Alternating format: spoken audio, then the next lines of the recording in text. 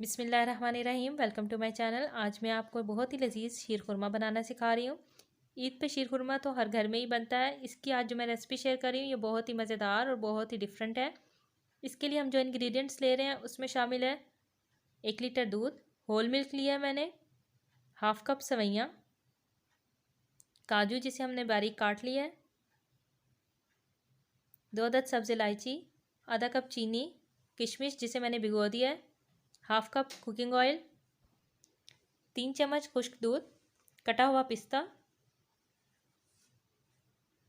3 चम्मच condense milk. Condense milk की recipe मैं अपने चैनल पे शेयर कर चुकी हूँ, मैं डिस्क्रिप्शन में लिंक दे दूँगी, आप वहाँ से ले सकते हैं। 2 चम्मच कॉर्नफ्लोर, कटे हुए बादाम, नारियल। सबसे पहले जो हमने 1 लीटर दूध लिया है इसमें से हम हाफ़ ग्लास दूध निकाल लेंगे।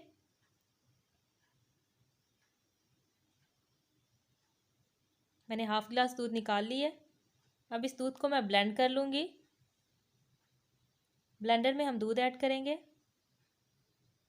दूध के साथ मैं शामिल करूँगी खुश्क दूध, कटे हुए काजू, आधे काजू मैं इसमें शामिल कर रही हूँ और आधे हम बाद के लिए रख लेंगे, कटे हुए बादाम, ये भी हम थोड़े से बाद में इस्तेमाल कर लेंगे। अब मैं इन्हें ब्लेंड कर रही हूँ।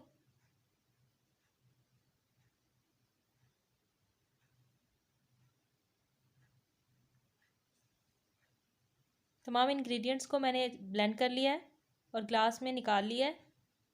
अब हम पैन लेंगे, उसमें जो बाकी दूध है वो ऐड करेंगे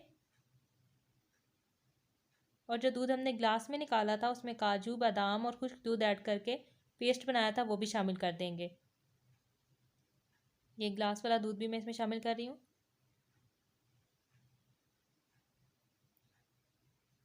इसमें हम शामिल करेंगे 2 अदद सब्ज़ इलायची और अब इस दूध को हम चूल्हे पे रख देंगे।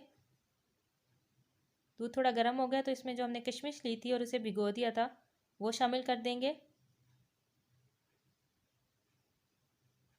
इसमें किशमिश शामिल कर रही हूँ।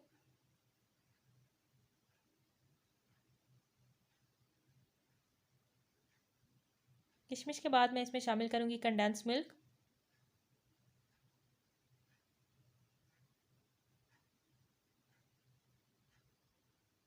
चम्मच हिला के इसे मिक्स कर लेंगे। जब तक दूध बॉईल हो रहा है हम एक और पैन लेंगे और इसे चूल्हे पे रखेंगे।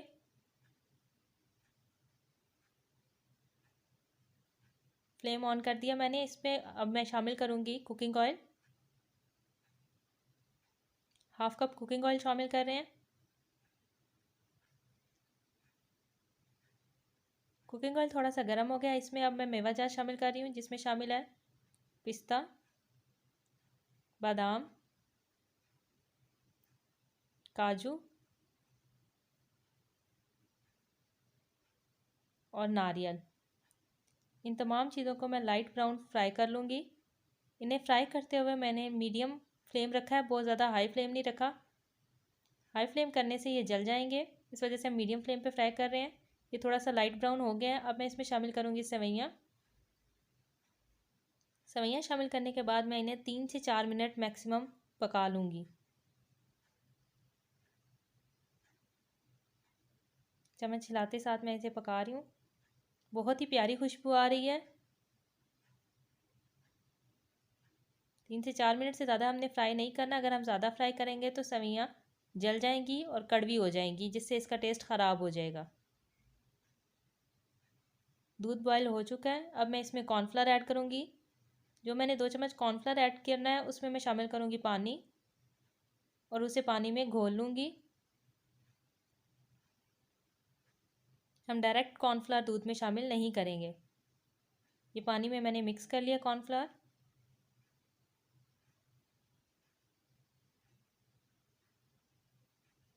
अब इसे मैं दूध में शामिल कर रही हूँ। साथ साथ चम्मच हिलाते हुए आपने शामिल करना है ताकि गुठली ना बने। इसके बाद हम इसमें आधा कप चीनी शामिल करेंगे और इसे मिक्स कर देंगे। दूध को बॉयल आने तक मैं पकाऊंगी। दूध को बॉयल आ चुका है। अब जो हमने सेवइयाँ ब्राउन कर ली थी वो मैं इसमें शामिल कर दूंगी। सेवइयाँ शामिल करने के बाद फ्लेम हमने लो कर दिया और 7 से 8 मिनट तक इसे मुसलसल चम्मच हिलाते हुए पका लेना है। ये देखिए मैं चम्मच हिलाते हुए इस तरह इसे पका रही हूँ।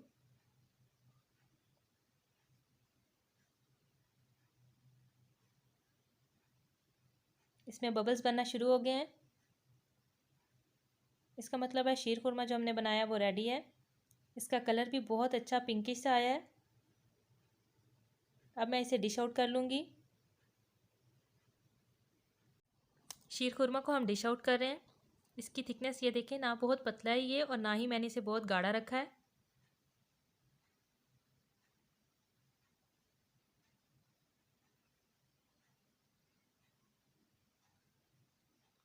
मैंने शीर खुरमा डिश आउट कर लिया है। इसे गार्निश करके हम सर्व कर देंगे।